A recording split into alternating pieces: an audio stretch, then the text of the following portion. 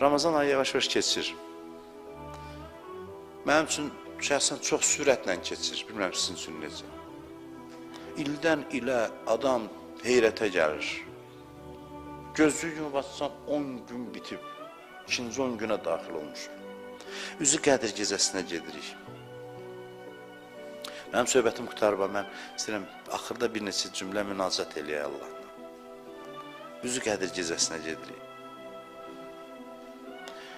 Tövbə ayıdır bu ay. Mümkün deyil, bax mən sizə deyirəm, hər kim olursansa ol. Hər nə günah eləmişsinizsə, özünüz bilərsə, Allahınız bilər, mən bilmirəm. Nə qədər günahlar eləmişsiniz, kim olursunuzsa olun. Mümkün deyil, bir adam geçsin Allahın qapısına, desin ki, gəlmişəm, düzdür, mən gec gəlmişəm, amma gəlmişəm. And olsun Ramazan ayında and içirəm, öz izzət-i cəlalına, mümkün deyil Allah bağışlamasın. Oruc ağızla Allahın izzətinə and içirəm. Mümkün deyil bu ayda bəndə gəlsin, desin ilahi, düzdür, gec gəlmişəm, bilirəm gec gəlmişəm. Çox gözləmişsən, çağırmışsan, gəlməmişəm, eşitməmişəm heç səsi. O qədər başqa səslərə xod vermişəm, belə deyə güc vermişəm, sən səsi qulağıma çatmayıb. Sən hey fəryad eləmişsən bu səslərin içində, mənim bəndəm yanırsan, yanarsan, gəl mənə tərəf, gəlməmişəm. İndi bilirəm gecikmişəm bilirəm, amma gəlmişəm. Səhv eləmişəm, bilməmişəm. Bu qapıda ümidsizliyə zərrə qədər yer yoxdur.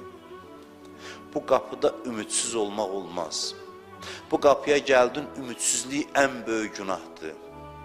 Bu qapıda ümidsiz olmaq olmaz.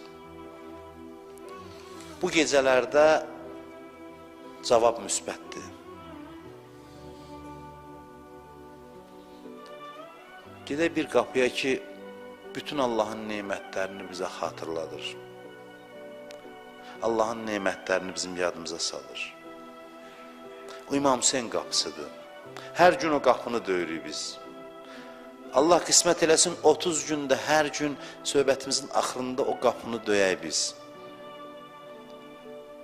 Bəyəm Kərbəlaya bizə görə getmədi. Kərbəlaya nə üçün getdi? Allah onu göndərdi, dedi ki, səssiz çıxmaz ki, bəndələrim üçün tikə-tikə doğranasınız, ki, bəndələrim mənfəətə çatsın. Dedilər, xeyr.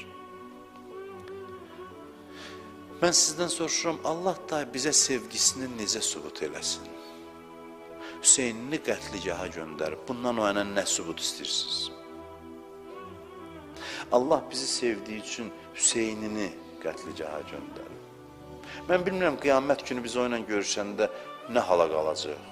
Qiyamət günü hər şey bəlli olacaq ki, o sənin üçün bu qədər qurban verdi. Sən öz günüvə baxanda, mən özümə deyirəm, mən bilmirəm, digər adam bəlkə cəhənnəmə at İmam Hüseyinlə üzbəüz dayanıb xəcalət çəkməyim, utanmayım.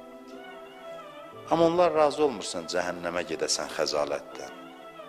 Onların qapısında imkan vermirlər ki, kimsə xəcalətdə olsun.